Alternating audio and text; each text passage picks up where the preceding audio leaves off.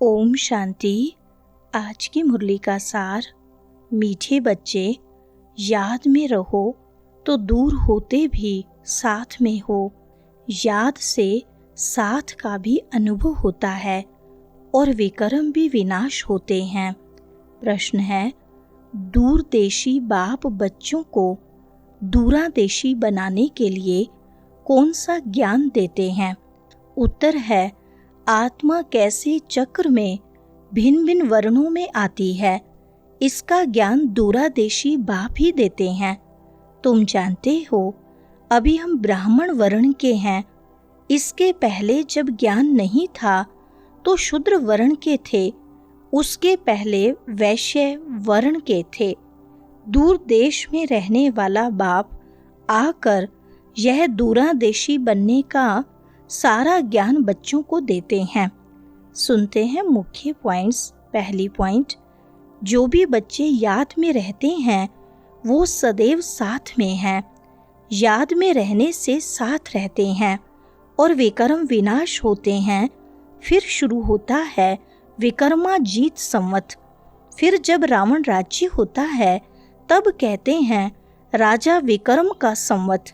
वह विकर्माजीत, वह विकर्मी।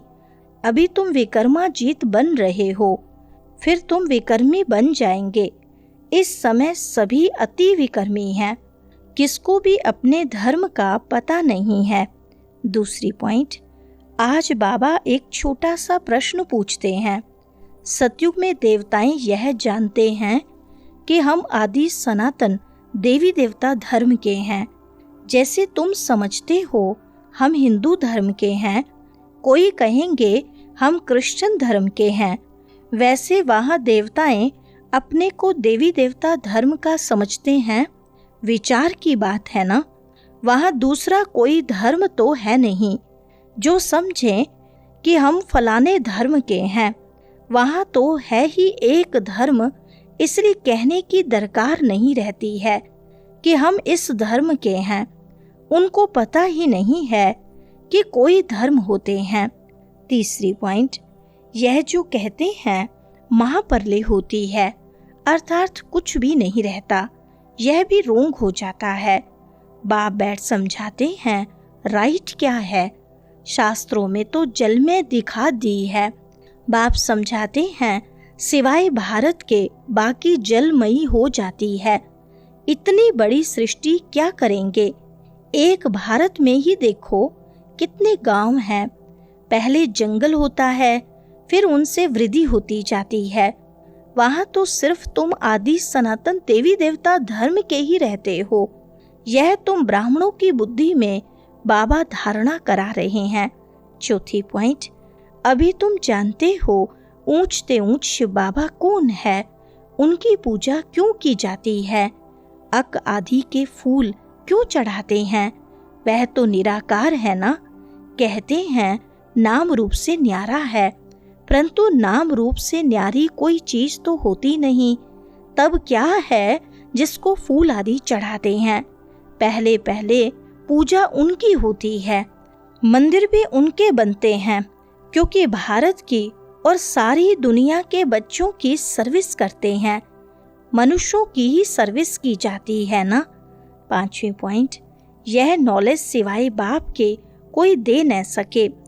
उनको ही कहते हैं ज्ञान का सागर, नॉलेजफुल। गाया हुआ है रचता और रचना को ऋषि मुनि आदि कोई भी नहीं जानते, नेति नेति करते गए हैं। जैसे छोटे बच्चे को नॉलेज है क्या, जैसे बड़े होते जाएंगे बुद्धि खुलती जाएगी, बुद्धि में आता जाएगा विलायत कहाँ है, यह कहाँ है। तुम बच्चे भी पहले इस बेहद की नॉलेज को कुछ भी नहीं जानते थे। छठी पॉइंट, इस समय है अपवित्र धर्म।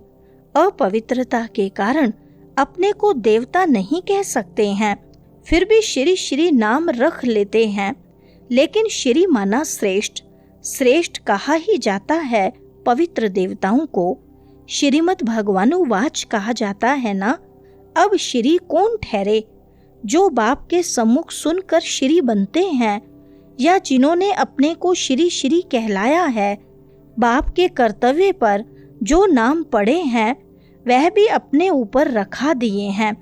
7वीं पॉइंट, घड़ी घड़ी अपने को आत्मा समझो। यह शरीर तो यहाँ 5 तत्वों का बना हुआ है, बनता है, छूटता है, फिर बनता है। अब आत्मा तो अविनाशी है। अविनाशी आत्माओं को अब अविनाशी बाप पढ़ा रहे हैं संगम युग पर। भल कितने भी विघ्न आदि पड़ते हैं, माया के तूफान आते हैं, तुम बाप की याद में रहो। 8वीं पॉइंट, तुम बच्चों की बुद्धि में है, हमने ही पहले पहले भक्ति की है। जरूर जिसने पहले पहले भक्ति की है उसने ही शिव का मंदिर बनाया, क्योंकि धनवान भी वह होते हैं ना।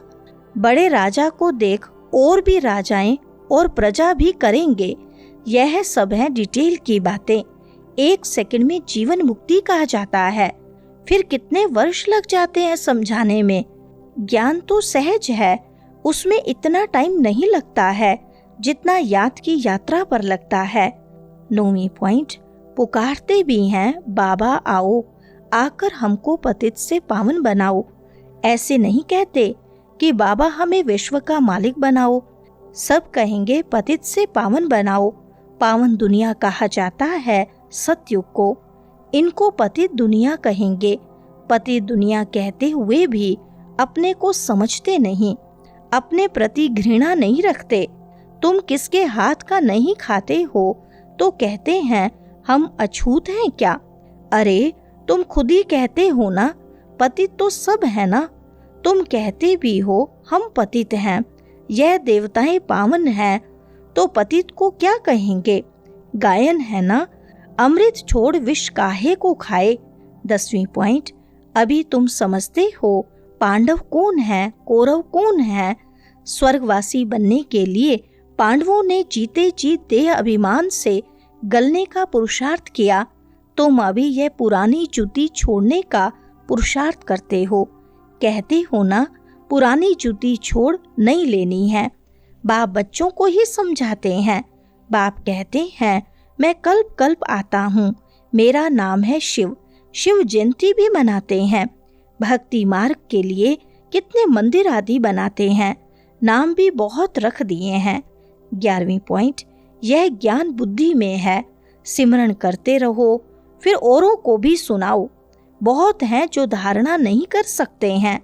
बाबा कहते हैं जास्ती धारणा नहीं कर सकते हो तो हर्जा नहीं, याद की तो धारणा है ना। बाप को ही याद करते रहो। जिनकी मुरली नहीं चलती है तो यहाँ बैठे सिमरण करे। यहाँ कोई बंधन झंझट आदि है नहीं। घर में बाल बच्चों आदि का वातावरण देख वह नशा गुम हो जाता है। तुम सच्चे सच्चे ब्राह्मण हो, तुम्हें ही भ्रमरी कहा जाता है।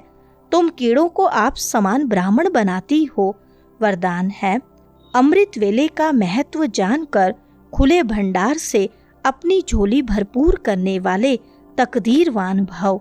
विस्तार है अमृत वेले वरदाता भाग्य विधाता से जो तकदीर की रेखा खिंचवाने चाहो खिंचवा लो, क्योंकि उस समय भोले भगवान के रूप में लवफुल है, इसलिए मालिक बनो और अधिकार लो। खजाने पर कोई भी ताला चाबी नहीं है। उस समय सिर्फ माया के बहानेबाजी को छोड़ एक संकल्प करो कि जो भी हूँ जैसी भी हूँ आपकी हूँ। मन बुद्धि बाप के हवाले कर तख्त नशीन बन जाओ तो बाप के सर्व खजाने अपने खजाने अनुभव होंगे। स्लोगन है सेवा में यदि स्वार्थ मिक्स है तो सफलता भी मिक्स हो जाएगी, इसलिए निस्वार्थ सेवाधारी बनो। अच्छा, ओम शांति।